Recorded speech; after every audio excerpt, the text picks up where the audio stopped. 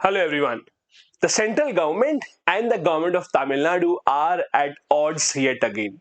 In the past few years, there have been many confrontations between the Tamil Nadu government and the central government. It started with the introduction of the NEET, then there were issues about the role of the governor in the state of Tamil Nadu. There have been cases where the Tamil Nadu government has even gone to the Supreme Court against their own governor. In this series of showdowns between the state government of Tamil Nadu and the central government, the newest point where the two sides are seen to be clashing with each other is the appointment of the DGP of Tamil Nadu. There has been a big delay in the appointment of the DGP. Now, DGP is the highest police officer in the state. So, DGP would be the head of entire Tamil Nadu police. Thus, it is extremely important that this post does not remain vacant for a long time. However, because of dispute between the center and the state, this post has been lying vacant for a long time. In this video, we'll be discussing how exactly is a DGP appointed, what are the issues, why is it important from our examination point of view, especially in the GS2 and GS3 paper. We'll also be discussing about the very famous Prakash Singh case of 2006, where the Supreme Court gave certain guidelines with regards to police reforms in the country. If you are a UPSC aspirant, please make sure that you watch this till the end. And if you want this PDF for your revision, do join my Telegram channel. The link will be in the description of this video. Now, as I said, the first point why it is in the news is because there has been a delay in the appointment of the DGP. DGP stands for Director General of Police, which is the highest police officer in the state. Now, why exactly has there been a delay? Let's try and understand what is it that the Tamil Nadu government wants and what is not being given to them. Now, in the state police system, there is a hierarchy of officers. Till the post of the DSP, Deputy Superintendent of Police, till this post, the appointments are in the hand of the state government. So till the DSP, DSP, for example, is usually an officer who would have qualified the PCS exam. And then inspector, sub-inspector under them again are through examinations conducted by the state government, the state PCS. Now, if you look at officers above the DSP, there is Superintendent of Police, SP. SP is the head of the district. And then there are other officers, IG, DIG, etc. At the very top sits the DGP. So, from SP onwards, the appointment cannot be done by the state government because then the IPS officers will come in. IPS officers, which are All India Service Officers, which are recruited through the UPSC Civil Services exam. Now, what happened here is in 2006, when Prakash Singh, a retired senior police officer, went to the Supreme Court demanding police reforms, the Supreme Court made a new process for appointment of the state DGP. Supreme Court said how the DGP will be appointed is the UPSC will shortlist 3 officers from the state. 3 officers with the requisite number of experience, with the requisite track record. These 3 officers will be shortlisted by the UPSC. That shortlist will be given to the state government. From these 3, the state government can choose their DGP. So this is the process for appointment of the DGP. Again, the UPSC shortlist 3 names. These 3 names are given to the state government. From these 3, the state can choose one of them as a DGP. Now, the problem here is whatever names have been given by UPSC in the shortlist, Tamil Nadu government does not seem to agree with any of the 3 names. Tamil Nadu government, in fact, has rejected the entire 3-person panel. Tamil Nadu government says that it is central government that is forcing the UPSC to give us names of those officers who are much closer to the central government, and we do not want these officers. So the matter has now gone to the Supreme Court, where the Supreme Court now has sought the response from the state government within 3 weeks. Supreme Court is not happy with it. They are saying that this is a contempt of the judgment that we gave in the Prakash Singh case. We told you this will be the method of appointing the DGP. The state also has to abide by that. So the Tamil Nadu government now has to give a response within 3 weeks. Why is it that they are not abiding by the panel's recommendations? Now, the state list of the 7th schedule contains police as a subject. But as I said, the control of the police is mostly dual in nature, because till the rank of the DSP, the state governments have their own discretion. They can appoint officers. But at the higher position, the position that really matter, the central government has an important role to play. Now, there are two types of police systems that we see around the country. In one police system, we have dual control, dual command. Means in usual districts, you will have the SP, that is Superintendent of Police, who is the head of the district in terms of the police, and you will have the district magistrate. In this usual system, when we have a DM and an SP, the DM can give orders to the SP. So, for example, if a curfew has to be imposed, then the DM's permission has to be taken by the SP. SP cannot take a lot of decision by themselves. So, whenever there is a dual system like this, it is fair to say that IAS officer would have slightly more power over the IPS, because the DM will be the one who will take the final call in all these matters and not the SP. This is where the police does not like this system.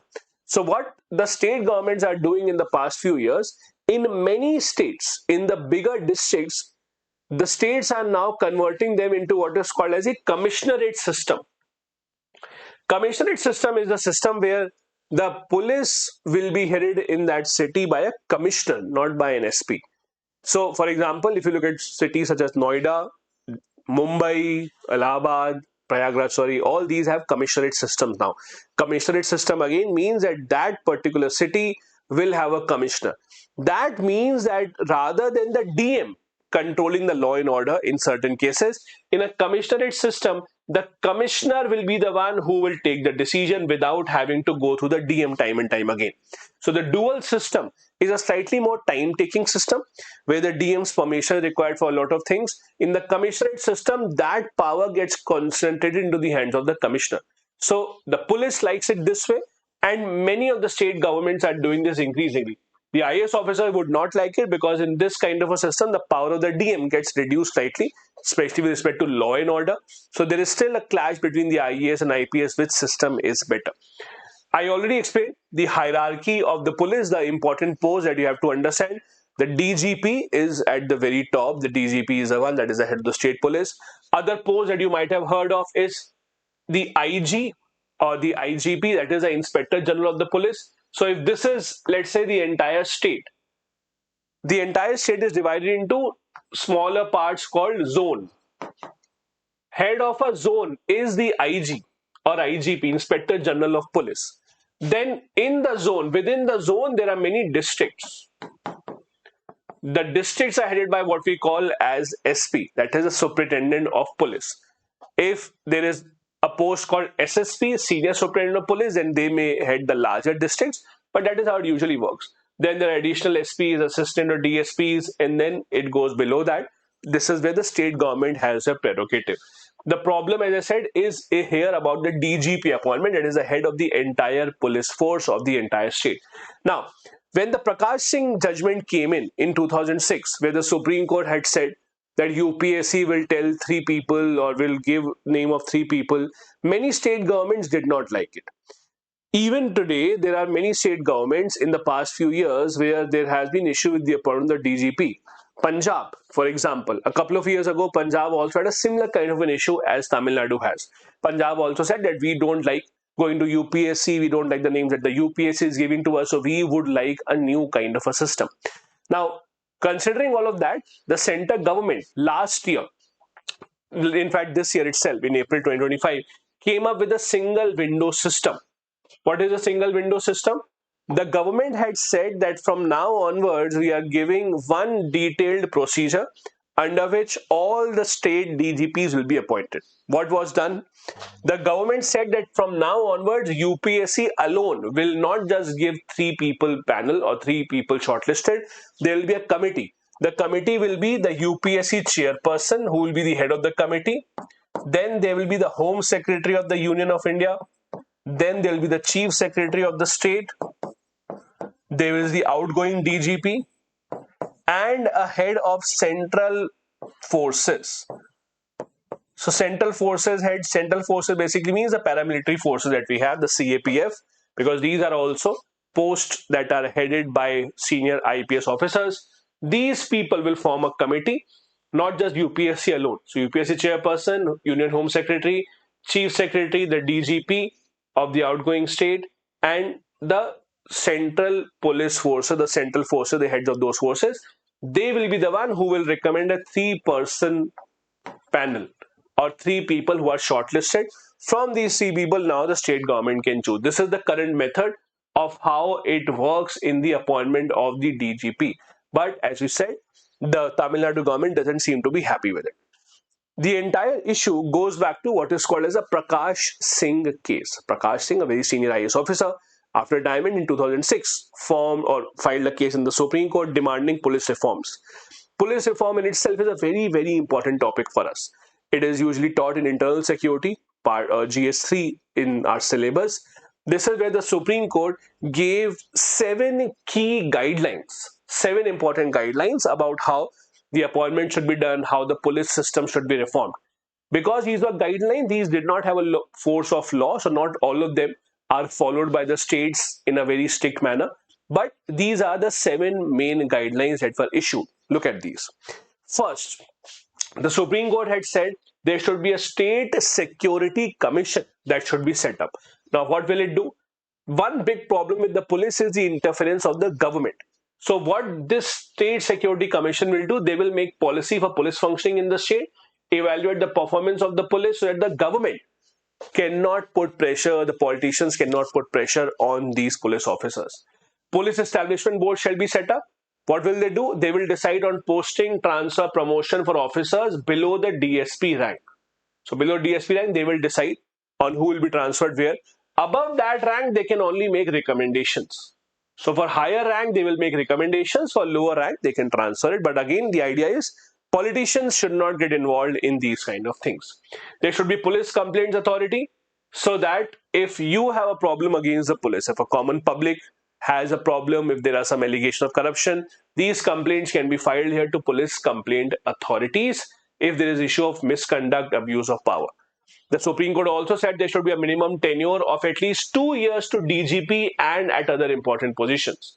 Because the one big problem that we have is as soon as you get to these important positions, because you're the head of the entire police, the state government would want you to take up certain cases that are in their interest. If you deny them, you can be transferred easily, you may be suspended. This is where the Supreme Court has said that at least 2 years of tenure should be given, and no matter what. DGP appointment process, as I said, 3 senior most officers shall be empaneled by the UPSC on the basis of their service length, record experience. From this, the state government can choose. This is the crux of the problem in this issue. Also, the Supreme Court said we should separate investigation and law and order functions in the police. This is a big problem Indian police has. When you watch web series or movies of US or European countries, you will notice some police officers are called detectives, some are called officers. The difference is that detectives are the ones that have been given the training to investigate matters. So they go to the crime scene, they investigate, they are the ones who will have to decide who is guilty, who is not. Officers are the ones who are mainly responsible for law and order. It means going after the criminal, catching the criminal, maybe getting engaged in encounter. In India, unfortunately, we have not made that distinction. In India, the same police officer is expected to solve a crime, expected to decide or expected to ascertain who committed the murder, and then the same police officer will go running after the criminal, maybe get engaged in a gunfight or can be sent to security for VIP, etc. Around the world, this is not how it works. In fact, in India also, there is a perception in our mind that CBI is much more efficient at working as compared to the police. Whenever there are big cases, the demand is let's give this case to CBI. Why? What is it that the CBI does differently? At the end of the day, they also have police officers. So how is that different from police? The reason being that CBI only looks into investigation. It is a Central Bureau of Investigation. It is not concerned with law and order. The police, on the other hand, has to look into law and order also, VIP security arrangements, every single thing. And that's why they do not have proper division, because investigation and law and order are two very separate special places, special areas where you need specialized training for both of them. Something that has not been seen in Indian police. Supreme Court had suggested this. Also, there should be National Security Commission. Shortlisted candidates for appointment as Chief of Central Armed Forces, they should also be shortlisted from this commission. So Central Armed Police Forces, the CAPF, which has agencies such as the CRPF, the BSF, the NSD, all these places, all these agencies, their heads should also not be appointed by the politician directly. There should be a National Security Commission for their appointment.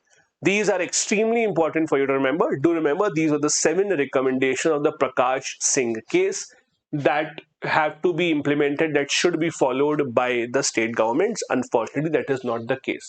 Now, not just the Prakash Singh case, similar reforms have even been suggested by the second ARC as well.